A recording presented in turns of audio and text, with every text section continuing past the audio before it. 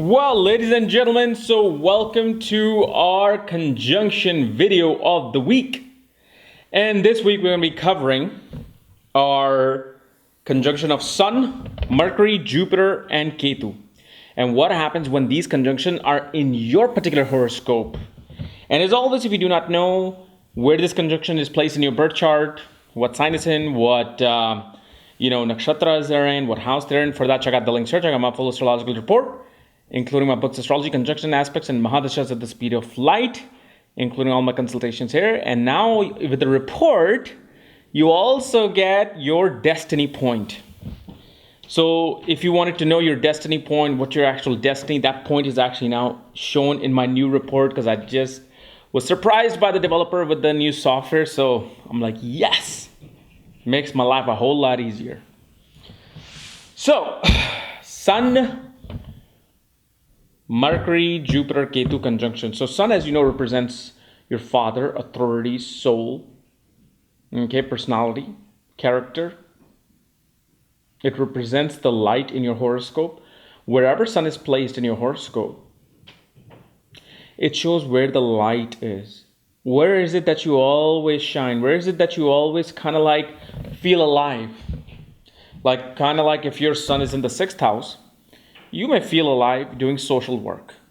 You may feel alive being a manager, management work, being a government servant. If Sun is in the 5th house, you will love, your light will always be your children, working with people under you, politics. So that's why Sun becomes very important in the particular horoscope. Then Mercury represents your analytical skills, your comprehension skills. It's your speech, it's your communication. Mercury kind of shows us, like, if you read a page of a book, how well can you comprehend that page? That is seen through Mercury. Then you have Jupiter, which represents your divine intelligence. Jupiter is like something that helps you operate without ever reading a book. Like Mercury is like, okay, I have to judge this thing. Is it good? Is it bad? What is it, the meaning of this? Jupiter kind of shows what is. Jupiter is your teachers, gurus, counselors, advisors, philosophy, religion, spirituality. Jupiter also indicates and is the significator of your children. And then you have Ketu. Ketu represents isolation, enlightenment, moksha. It represents monks. It represents introvertedness. But it also represents sudden explosions, sudden changes. So now you have these 4 things together in your particular horoscope. So what this shows us, first of all, is that your father and the authorities that you run into in this life are extremely dharmic individuals, very philosophical individuals, an individual who loves to learn, loves to study. He loves to share information, gather information. Now, this doesn't mean that makes your father, your character, your gurus, or you yourself a great person. You could be a great learned person, or your father could be a great learned person. He could be a person who loves to share information. He could be a person who loves to give information, but he could also abuse you physically. And those things, this contradiction, which is not a contradiction because an intelligent person can be a psychopath. That is seen from other things, like your moon and impact on this particular conjunction, of what yogas you might have. There's so many yogas. I mean, it's like, just for like somebody who's mentally ill, there's like literally 40, 50 different yogas. With Saturn, Mars in the 1st and 7th house, and Mercury being in the 4th house, and Moon being aspected by Mars with the 3rd aspect will make a person crazy. Something like that, But this clearly shows that your own personality, the people that you run into, the gurus, are extremely intelligent people when it comes to, comprehensions of classical texts, comprehension of government texts, how an economy should be run, how, an institution should be run. That is really a great thing that comes out with this conjunction. But again, that does not mean you're a great person. You could be physically abusive, verbally abusive.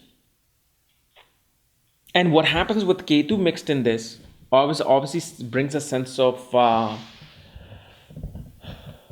isolation within the person's personality and character. Like you're the kind of person who may enjoy reading and understanding things in isolation while you're traveling, while you are by yourself.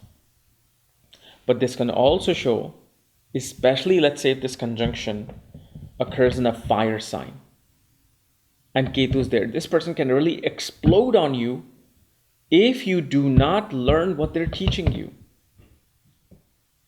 Like fire signs, see, here's the thing, like we think fire signs, Aries, Leo, and Sagittarius are dharmic signs. They're about dharma. Oh, God. Oh, philosophy. Oh. But remember, back in the days, the sages, the gurus, they would hit you. They would verbally abuse you because you're not listening to them, because you're not following their directions. They will kick you out of the Gurukul. See, we think spirituality as this a great, jelly donut. It's love, it's sweet, it's crispy.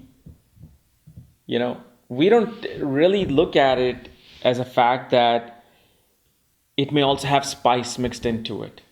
It may be so hot it'll burn our mouth. So that's how you really need to understand things. Like this person may come out as a very intelligent, intellectual, spiritual person, but that does not mean they have to be nice to you and they have to give the other cheek. If you don't follow the right dharma, yes, you do then get punished. Then yes, you have the unexpected come in your life. Why? Which is the house of dharma, the highest of the house of dharma. It is the 9th house. Loss of dharma is what? The 8th house. When you lose your dharma, sudden things happen. So you're looking at this person with this conjunction is somebody who's very adamant, very determined, very patriotic about what they learn in this life. So that's something you want to always keep in mind, that just because somebody is a sage who has, let's say, Rishi Parashara, okay? We look at, first of all, the images of Rishi Parashara or Bhrigu that you have online. Those are not the real images. Those may be the images that we think, oh, a sage has to be old.